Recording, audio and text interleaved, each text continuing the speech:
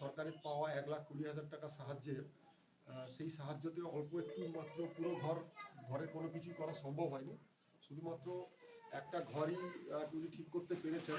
এবং আমরা আপনাকে এইদিকে দেখাতে চাইছি যে একটা ঘরই ওনারা ঠিক করতে পেরেছেন। এই ঘরটা রিসেন্টলি ওনারা ঠিক করেছেন, এই উপরে প্লাস্টারের করা, এবং উনিরা ঠিক করেছেন এই ঘরটা। কিন্তু ঘরের বাকি অংশগুলো এখনো পর্যন্ত ঠিক করতে পারেননি ওনারা। এখনো পর্যন্ত জাস্ট ঘরের অবস্থা খুবই খারাপ হয়ে রয়েছে।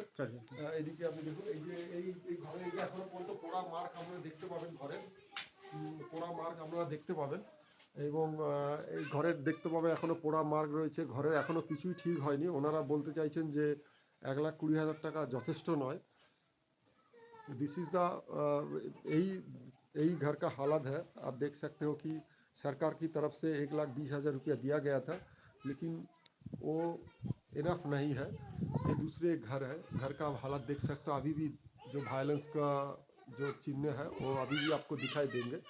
ये खाली एक ही घर उन्होंने सरकार की पैसे से, सरकार जो 1,20,000 रुपये दिए थे उसकी पैसे से उन्होंने ठीक किया है, लेकिन बाकी घर का हालत सही ऐसे ही है।